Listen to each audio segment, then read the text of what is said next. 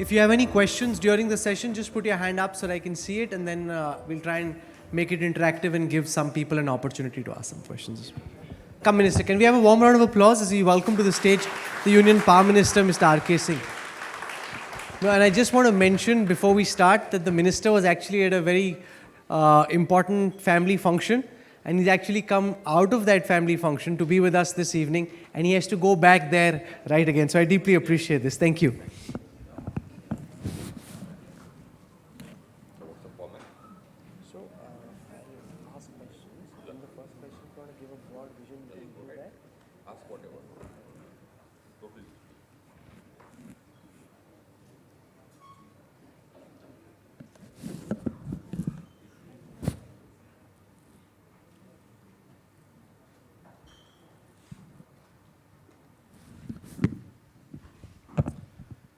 Hello and welcome. India has an ambitious target of achieving about 500 gigawatts capacity of energy generation from renewable energy sources by 2030. This is the world's largest expansion plan for renewable energy. And the man who's leading the government's charge in this pivot towards green and clean energy is the Union Power Minister R.K. Singh, our special guest at this Renewable Energy Summit. Can we have a warm round of applause as we welcome the Minister to this program? Thank you very much, sir, for coming here. What we know so far is that this is one of the key thrust areas of the government, and that the targets that you'd set for 2030, some of those targets have already been met. Can you begin by giving us a sense of your broad vision for achievement of this plan, which is being called the world's largest expansion plan towards green energy? How much progress have we made? How satisfied are you with the progress? What are the key roadblocks that you're encountering? Your plan to overcome those roadblocks, and what happens from here? So let's start from there, Minister. What Rahul wants is actually the whole story. So I'll try to give you the whole story in as succinct a manner as possible. Now, I think there's some facts which you need to know, which we all need to know. One is that climate change is an issue. It's a real issue. It's not a chimera. It's happening. So therefore, this is important. The whole world now is clear in its mind. There is a consensus that we need to do something about it. I'm not talking about the relative responsibilities or who's been responsible for what has happened. But just as a matter of interest, almost 85% of the legacy carbon dioxide load is because of the developed nations. They've added it. There's no dispute about that. Nobody disputes that. Our contribution to the legacy carbon dioxide load is just 3.4%, even though our population is about 17.5%. That is one fact. On a per capita basis, our emissions are 1/3 of the global average. I'm not talking about 1/3 of a developed country, no. It's 1/3 of the global average, which includes all countries, developing and, countries in Africa with very limited access to energy. There are about 800 million people without access to energy today. So we emit on a per capita basis one of the least in the world. We are the least one of the lowest emitters in the world. Our responsibility for the legacy CO2 emissions is very, very small, very limited. It's it has no proportion, no relation whatsoever it has no proportion whatsoever to our population. So that's something which is a necessary background.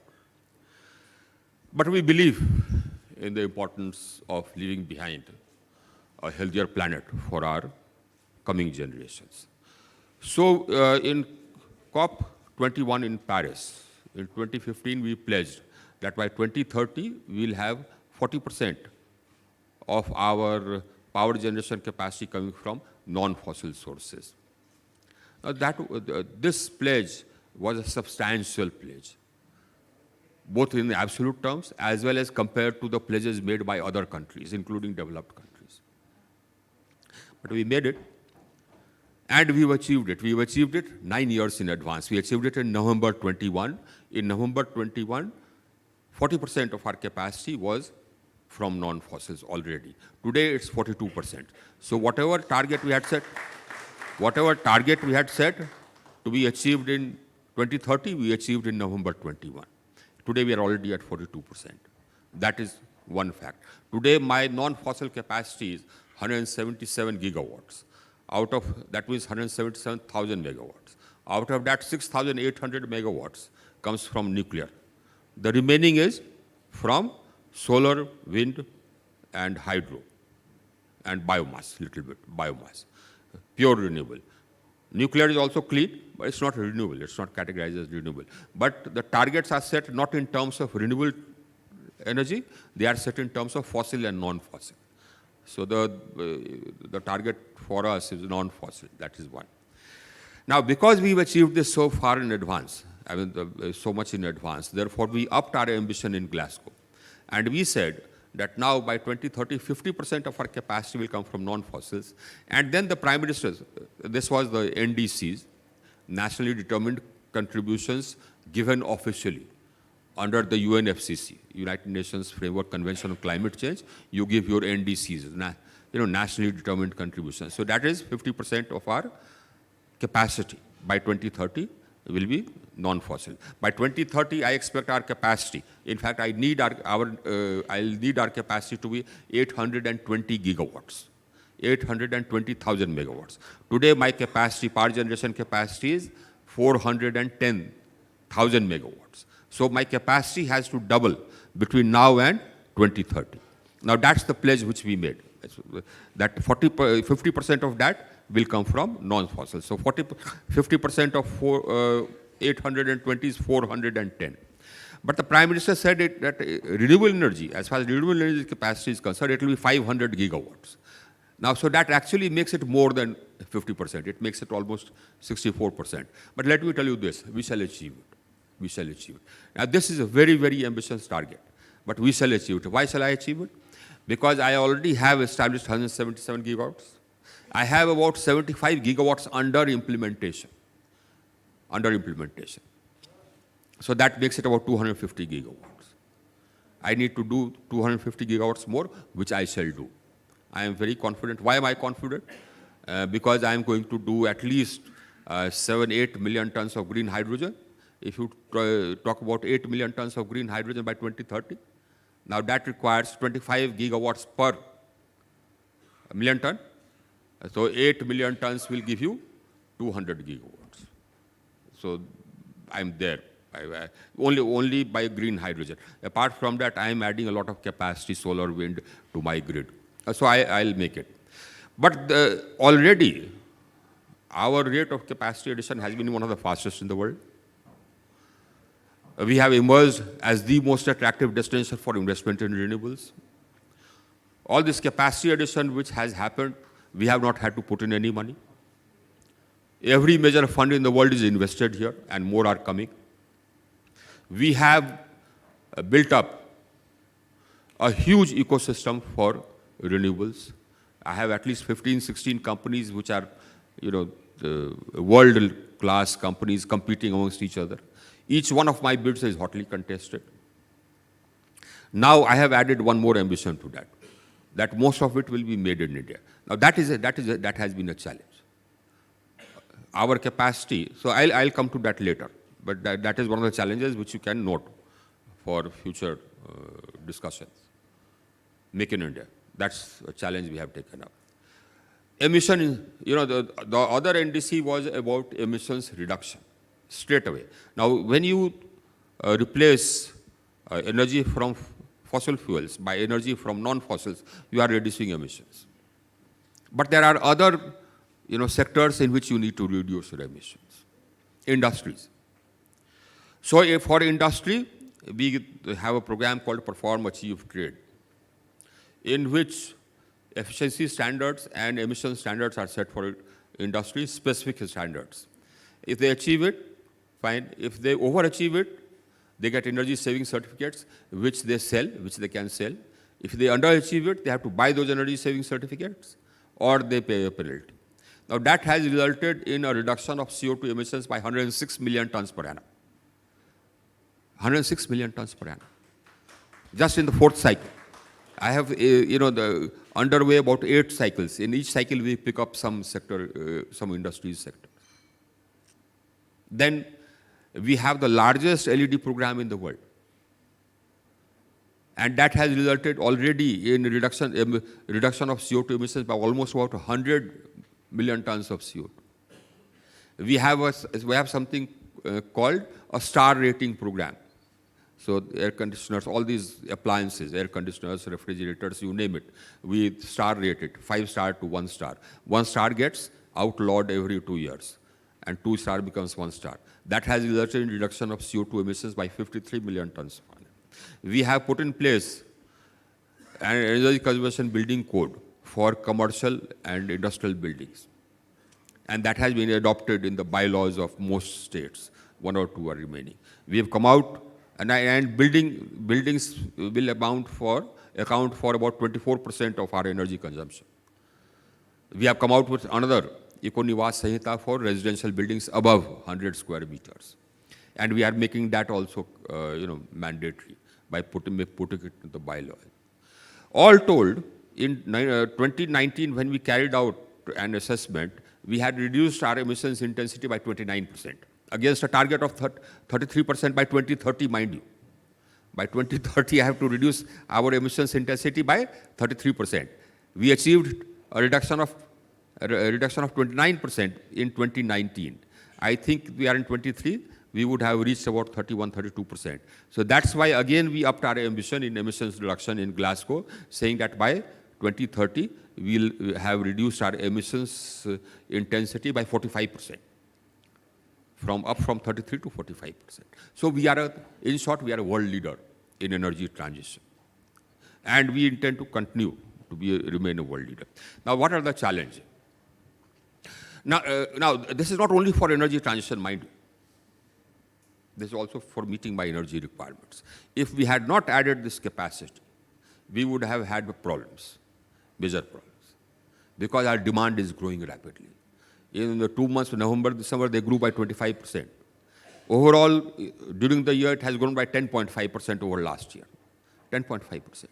I mean, the fastest rate of growth of demand in any country in the world. That's because we added 29 million consumers. We achieved universal access in 19 months. The International Energy Agency called this the fastest expansion of access in the world, in the history of electricity in the world. No other country has added 29 million consumers, mind you. If you total up the population of Europe, and of 4 or 5 countries in Europe, it will add up to about 29 million. So we connected that many in 19 months. Universal access. So that has led to the demand growing at such a rapid pace. And I could not have met that demand if I were only reliant on thermal. Now, the coal production has grown, but not as fast as our demand. And our demand will continue growing because our economy is growing. Our economy is growing at around 7%. Somebody places it at 6.8, somebody places it at 6.9, somebody places it at 7. But by and large, this is the figure of our rate of growth now. That is what will continue. And for that, we need energy. And coal, as I said, there are limitations to the rapid expansion of coal mining because you need environmental clearance, it takes 2 years. We shot ourselves in the foot by making environmental clearance so convoluted. Then you need to acquire the land, again takes 2 years. We changed the Land Acquisition Act, remember? And we upped the compensation 4 times. That, of course, is one part. But the procedure, we sort of made it convoluted. It takes 2 years. You rehabilitate people, and then you can start a mine. So that is why adding renewables was important. And this is what has enabled us to meet this expansion. I mean, about 25% of the energy was coming from renewables during this crunch period. That crunch period has not gone. And there was a period, a couple of years back when I was so happy, I felt that now we have surplus capacity. But that was short-lived. Now we don't have surplus capacity. So now the challenges. One challenge, of course, is, renewable is not round the clock. Right? So when the sun shines, you have solar. When the wind blows, you have wind. When in the night, when the sun has set, you don't have solar, etc. So you need storage because you need electricity round the clock. Storage is expensive. The whole, all the developed world has been talking about energy transition and how necessary it is and how climate change is a problem, but they did nothing about it. They did nothing about it. So we have had to start. Now, how could the price of storage have been brought down? By adding volumes, by adding manufacturing? It's not there. It's not there. We have had to start from scratch. So we are adding manufacturing of storage capacity. And we are adding volumes to demand. But guess what? I came out with a bid for 1,000 megawatt hours of storage. The cost came to 10 rupees per unit. And it was one of the largest bids in the world. Today, the largest established capacity of storage is 450 megawatts in California. That's what the developed world has done, nothing. If they had been serious about energy transition, they would have put in place more manufacturing capacity for storage, and they would have added to the demand for storage. So the volumes would have been much more, the prices would have come down. But we have started. And this is what I'm telling you is something which I tell all the developed countries whenever I go to conferences, that you did nothing. So one challenge, storage. Other challenge is the supply chain for storage. 89% of the reserves of lithium, known reserves of lithium, have been tied up by one country, China. 89%. So we have a supply chain problem. We don't want a repeat of what happened in solar, and what's happening in the field of fossil fuel energy. Then, what are the other problems, of course, was the transmission which we have leaked. We have today, I think, the largest integrated grid in the world. It is one grid running on one frequency for the whole country. We added 173,000 circuit kilometers from 2014 till date, and this government has added 173,000 circuit kilometers. We are still adding. Now, for taking the capacity to 500 gigawatts, I have to invest a further 2.4 lakh odd crores for transmission. The good news is that actually I don't have to spend the money. As I said, investment is coming. So I just hold bids that I want transmission line built from A to B or certain transmission line of lower capacity replaced from A to B. And companies bid, whosoever bids the lowest tariff, they get the order, they construct it, and give us an uptime of 99.5%. It works. And so I haven't had a problem. So I will put that transmission, additional transmission also in place. The great thing again is that we have made life simple. If you apply for connectivity in Europe, let's say, or in the United States, connectivity grid scale, that means for 500 megawatts or 1,000 megawatts, etc., it will take you an average of 2 years to get that connectivity. In our country, if anybody takes 2 years to give you connectivity, he'll be dismissed. You will get connectivity in the max of 2 months flat. Otherwise, that officer will be proceeded against. We've simplified it. We've come out with something called general network access. That means this is one network, you get connected to it. You just have to bear the cost of that connecting to the network. Otherwise, then you are connected to the whole country. Today you sell power to Assam, tomorrow you can sell it to Tamil Nadu, day after tomorrow you can sell it to Gujarat, wherever. Today you are buying from, let's say, Chhattisgarh, tomorrow you can buy from wherever. One nation, one market. So that is something which has enabled us to have one of the lowest costs for per megawatt of solar. So, my establishment cost is, it's a long story, Rahul. So my establishment cost, for setting up a 1 megawatt of solar, I need $600,000. 4.5 crores. That's the lowest cost. And that's why my green hydrogen will also be the cheapest. Yes. Minister, in the last few minutes, you've painted a macro picture about India's journey towards this green transition. I want to take up some specific issues, and I'll start with the matter of the import of lithium ion, which is at about 70%, 3 gigawatts currently expected to go up 20 gigawatts in the next 3 years itself. And as you said, and we discussed this at Davos as well, that a bulk of the global supply is controlled by China. And you've been Home Secretary, you realize fully the security situation between India and China. Can you give all of those present here at the Renewable Energy Summit your sense of what you're trying to do to reduce this dependency, which is not just an energy dependency, but a security dependency as well? Yeah, absolutely. Actually, energy dependence is actually a strategic dependence. We are trying 2 or 3 things. One, of course, is that I have carried out a survey of all the possible locations for pumped hydro, pumped storage it's called. We've listed those out. And I have a number of very large companies. They are very large companies. I mean, their turnover is in the region of 70, 80,000 crores, a lakh crores. So I have told each of them, given them target to begin with of 2 pumped storage projects per company to begin with. I have told the states that I want all the pumped storage to be exploited. Hydro. If you don't have storage, hydro is another thing which will balance your solar and your wind. So we are trying to we have identified all the possible hydro projects, and we are trying to start work on those hydro projects. I am going to come out with a bid for round-the-clock renewable energy using green hydrogen or green ammonia as storage. So let us see, that will be a pilot project. If that works, then I won't be dependent upon lithium ion.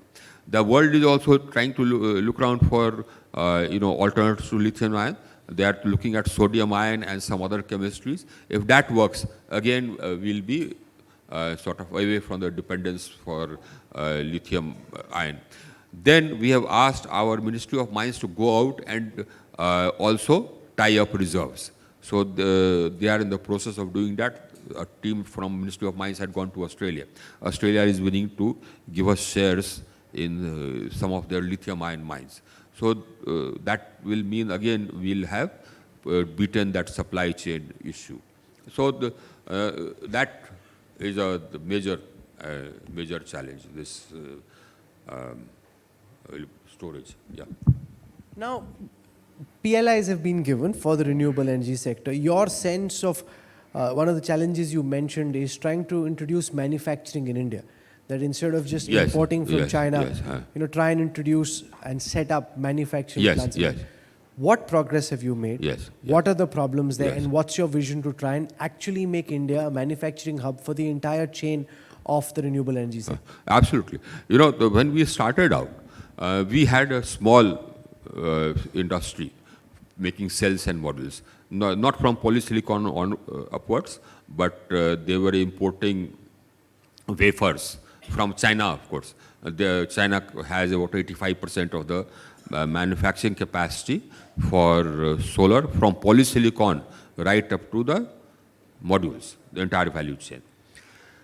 So wafers would come from China, and we had a 2,000 megawatt manufacturing capacity for cells, and about 13,000 megawatt manufacturing capacity for modules.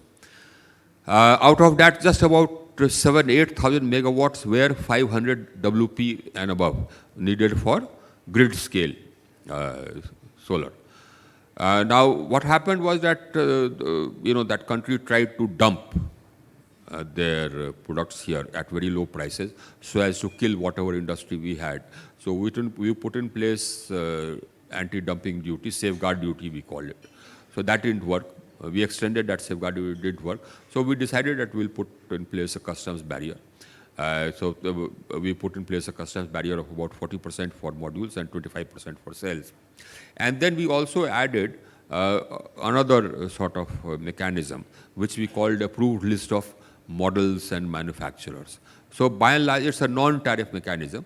So we only buy or only such cells, modules, etc. are allowed which fall in that list of approved list of models and manufacturers. So naturally, I mean, all of it or almost all of it is from India, made in India. So that has acted as an effective barrier. And that has resulted in, that was one step which we took. The other step we took was that we came out with a bid called production linked incentive for making cells, modules right from polysilicon or upwards, the entire value chain. So that was successful.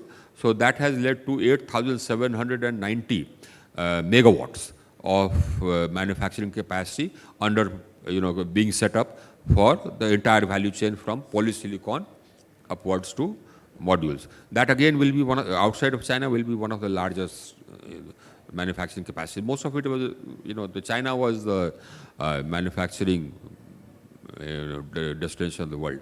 So now this will be one of the largest. That is not sufficient. We'll need much more capacity. For example, as I said, today the capacity under implementation of solar is about 75,000 megawatts. And the manufacturing capacity of 500 WP and above modules is just about 10,000 megawatts. So naturally, I'll need more. So we have come out with another bid, PLI, production linked incentive bid, which will result in manufacturing capacity of almost 37,000 megawatts from polysilicon upwards and about 65,000 megawatts of cells and modules. So overall, at the end of it, I will have almost about 95,000 megawatts of manufacturing capacity, out of which about 45,000 megawatts will be polysilicon upwards, and the remaining will be cells and modules. So again, it will be one of the largest manufacturing capacities around the world. And the rest of the world is welcoming it. They want the supply chains to be diversified, so they are all for it. So that is one problem which we faced, which we have licked. For battery, we came out with a PLI. Now, unfortunately, what happened was that three bidders won that bid, but they are manufacturing batteries only for automobiles and two-wheelers and three-wheelers. That doesn't meet my requirement. My requirement is grid scale storage. I need batteries which will store 1,000 megawatts per unit or 2,000 megawatts per unit. For that, the chemistry is different. For that, the configuration is different. So we'll come out with another PLI for grid scale storage. That again is something which, as I said, my complaint is that the developed world has just been talking about climate change and have done nothing. No, so on the issue of storage, we are having to start. No, so on the issue of storage, what's your vision in terms of the kind of cost reduction that you think is possible? Because one of the biggest barriers to mass adoption of solar energy is the cost of storing the solar energy, right? So what are you doing? And just as I say this, I want to tell people sitting here, if you have a question you'd like to ask the minister, just keep that ready. We'll try and take a couple of questions from the audience. As I told Rahul, I mean, if you can ask anything you want, you can ask anything you want. Now, right now, the battery storage is 10 rupees per unit, per kilowatt hour. My renewable energy cost is 2 rupees 40 paise. So the storage cost is 4 times the energy cost. I mean, I would be happy if it were just even equal to the energy cost. Then that means my per unit electricity cost for after 1 hour of storage would be 5 rupees or something like that. I would be happy with that. We came out with another bid for 3,000 megawatt hours of storage using pumped hydro. NTPC came out with that. That was the largest bid in the world. Again, so because our size is huge, our requirements are huge, so whatever we do is huge. Now, so in that we got for pumped hydro, we got a rate of about 3 rupees 50 paise. So that is more manageable. You know, one of the big players, you said that you have lots Actually, it's 5 rupees odd, but if you run it 2 cycles, it will be 3 rupees something, yeah. You know, one of the big players in the renewable energy sector has been the Adani Group, which announced a plan of about 45 gigawatts of renewable energy capacity generation by 2030, which is about 10% of your government's plan for about 450 gigawatts, 500 gigawatts of energy from the renewable sector. Given what has happened over the last few days, are you concerned that some of these investments in the green energy sector could get impacted? It's not even a blip. Not even a blip. I'll tell you why. Because I have, many large companies which are already becoming multinational. I have one, the couple of companies which are setting up capacities in the Middle East and elsewhere. So I have actually, many large companies. So one company sort of not doing well or going under doesn't matter. The SoftBank came, they were here, they were competing, but they couldn't compete, so they left. It doesn't matter. It doesn't matter. I am in the happiest situation of everybody wanting to come here. Every major fund is invested here, and everybody who is not invested here is looking around for, people to partner with. Even today, many companies came from Japan, etc., and they said that we want to partner with so and so, or we are entering this field. I said, welcome. And I said that you don't necessarily have to partner with any Indian company. We have a totally transparent system. So you can, do it by yourselves. You don't necessarily have to partner it. But if you want to partner it, go ahead. But otherwise, you can do it yourselves also. So I just have to have a bid, and people come. I haven't had to spend any money. And I don't mind I'm not concerned about the name of the person who sets it up. It may be Ram or Shyam or Ghanshyam. I'm just not bothered. The tariff has to be the minimum. And I give a payment security mechanism. You know something? When we came, the power sector was in doldrums. Its viability was in question. Many units had gone sick. You remember? Now the situation is totally different. We've reduced the AT&C losses by 5% in 1 year, from 22% to 17%.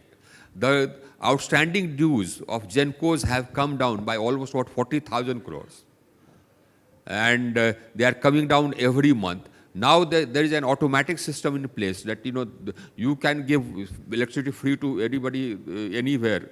This is what I said to some state governments. You want to give electricity free, go right ahead. But electricity is not free, so you don't want the consumer to pay. You will have to pay. The state government will have to pay. And we put in place a system whereby if the payment does not come on the 30th day, the access of that DISCOM gets cut off automatically. When we put this system in place, the access of 13 DISCOMs to the exchange got cut off. They all paid. Some ministers rang me up. I said, sorry, I can't do anything. It's automatic. So they all paid. And they all pay on dot, 30th day. So my system has become viable. And my system is totally transparent. My bids are digital bids. I have a dispute resolution mechanism which decides within 30 days. That's why everybody is coming. That's interesting. I have lots of more questions, but I'm happy to take some questions from the audience. If your question is ready, just put your hand up, and then we can have some questions. And the great thing is that everybody recognizes the India story in energy. Everybody. The president of WEF came to invite me. I had not gone to Davos earlier. I thought that, not worth my time. But he came to invite me in November. And he said that, India has a story to tell in energy. You've done something which the world needs to know. Please come and say it. Then he went back and wrote to me about it. Even then I said 4 or 5 days going and coming is not my cup of tea. I have lots of work, huge amount of work, huge number of things to do. But then I got an order that I had better go, so I went. But that is the point. And the world has recognized what India has done. Okay, the gentleman in the blue shirt there. Thank you very much, sir. I'm Dr. Rahul Walavalkar, President of India Energy Storage Alliance. I think the work which MOP has been doing is really encouraging. And with the series of tenders which are expected with hybrid projects with RE plus storage, both for pumped hydro as well as BESS, is something which could be game changer, not just for India, but for the world, as you said. Just one request I have, or one question is that when we started with solar, Prime Minister showed the way when he was a Chief Minister at Gujarat, showing the accepting 17 rupees, 15 rupees as a tariff for kickstarting the industry.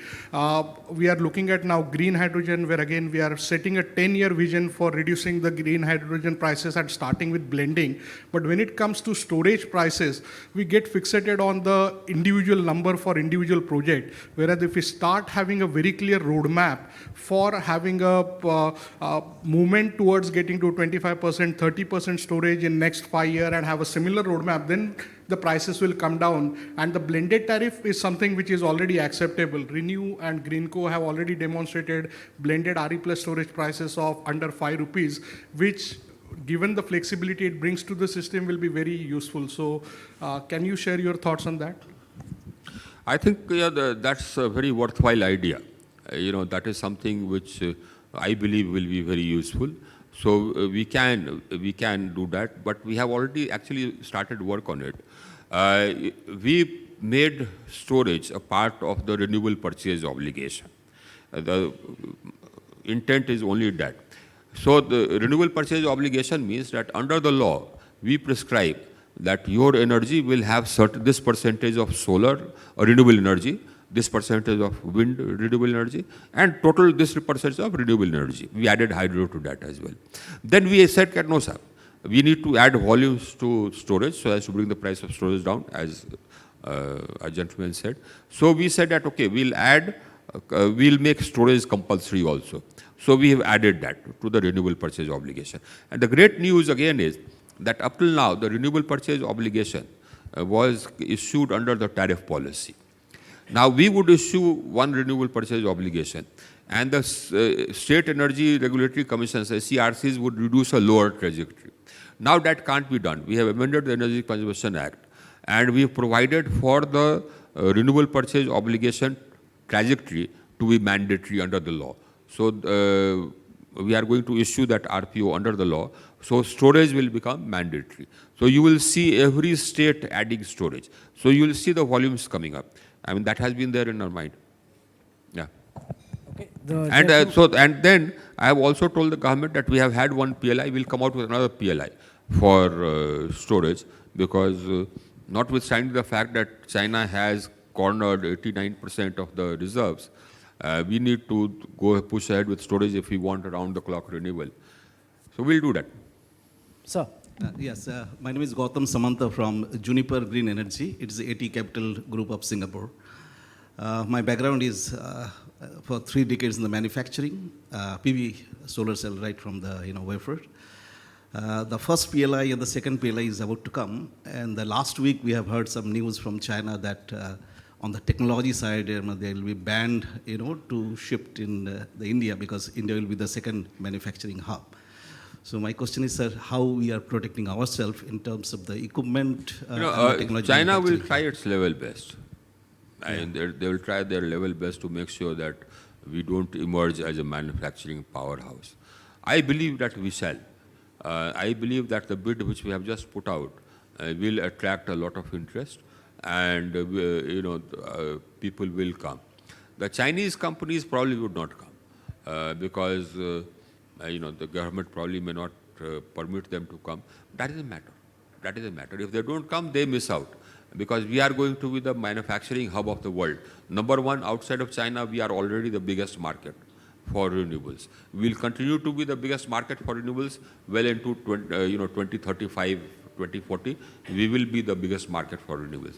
And more, every country will want to procure from us rather than from China. That's the sense I have got while interacting with different countries in IRENA, in Davos, that they would rather buy from us than from China. So that capacity is going to come into India whether any country likes it or not. And you know what? Most countries like it, except in one country they don't like it. So second thing is that on the bomb just one side, question. follow-up question is, on the bomb side, you are protecting the PLI. But the news you heard is something which I heard myself. Yes, and I don't put it beyond them. They'll do it. Yeah, so in the first PLI, like the domestic content is also a part, like which is Atmanirbhar Bharat in the manufacturing. I'll tell you. Yeah. So we had, as I said, I put up a wall. Tariff barrier is one thing. Tariff barrier means that, okay, so China was selling modules here at, let's say, 10 cents or 100 cents, whatever you call it, 100 rupees. And you add the tariff of 40 rupees, so it becomes 140. Goods from China, the price is 140 rupees. So the domestic manufacturer has a margin of 40 rupees. But in addition to that, I put up total barrier, that ALM. So no Chinese company has been listed in that. So they can't export, because it can't be bought in India. Now, I put up the barrier. At that time, of course, the Niti Aayog said that this is a complete barrier. So I said that, this is necessary. But I have expanded the bidding so fast that my existing domestic capacity is not able to meet it. As I said, I have about 70,000 megawatts of solar only under implementation.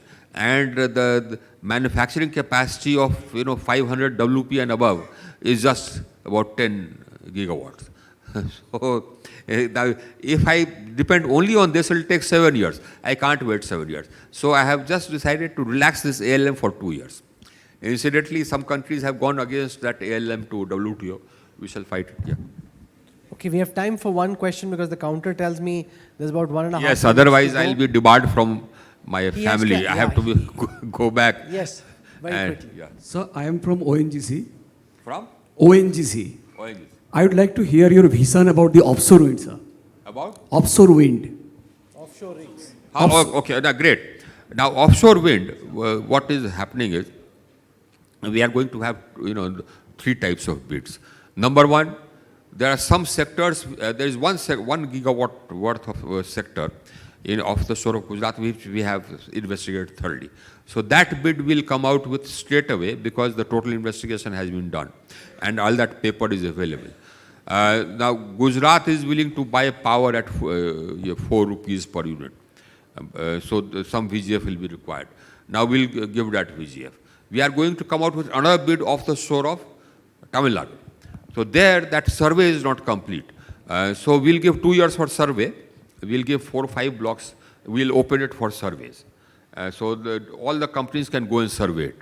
And all the thereafter we'll hold a bid for 1,000 megawatts again. So that will be for DISCOM with VGF. So 2,000 megawatts for DISCOMs with VGF. But I will come out with other blocks again simultaneously, just after this bid, simultaneously, where I will say that we'll give you 2 years or about 3 years for survey. So we'll based on lease and that will allot based on an open bid that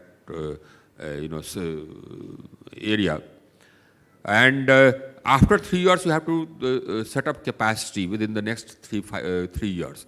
So in 6 years, that must translate into capacity. Otherwise, we'll cancel it. And you will have the right to sell it in open access. We've already opened up the system. So we have said, the rules say now that anybody can set up capacity anywhere in the country or offshore and sell to any consumer.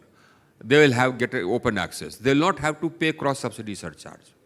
And they'll not have to pay transmission charges up to 2025. If you set up 2025, I'm going to extend that. So that is going to be again very valuable because the price I see of offshore wind coming to around about 6 rupees 50 paise, 7 rupees. Already 6 rupees 50 paise, 7 rupees is good for the industry. So it's already viable without VGF. And the industry will be happy to get it. That power will come after about 6 years. So after 6 years, price of 650 or 7 rupees is nothing. So I see a huge expansion of offshore wind capacity, especially off the coast of Tamil Nadu because the wind speeds are better there. I am going to give 2 ports, 300 crores per port for strengthening their the infrastructure. One windmill, with a turbine on top for offshore wind, 15 megawatt, would weigh almost about 1,500 to 2,000 tons.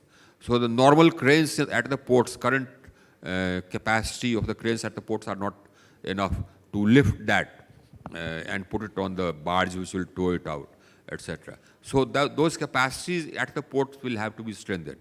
Now we have carried out an assessment, it will cost about 700 crores per port. So one port in Tamil Nadu, maybe Tuticorin, and one government port on the western coast. We'll give 300 crores each so that capacity comes up.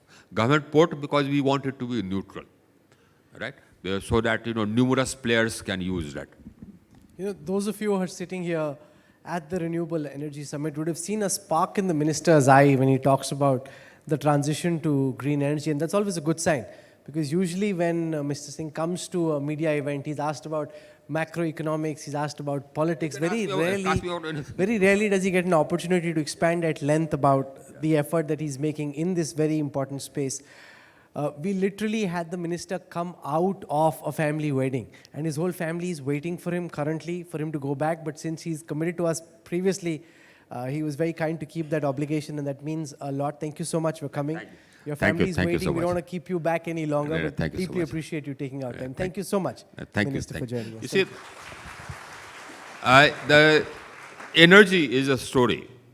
which the world has recognized. Energy in India is a story which the world has recognized.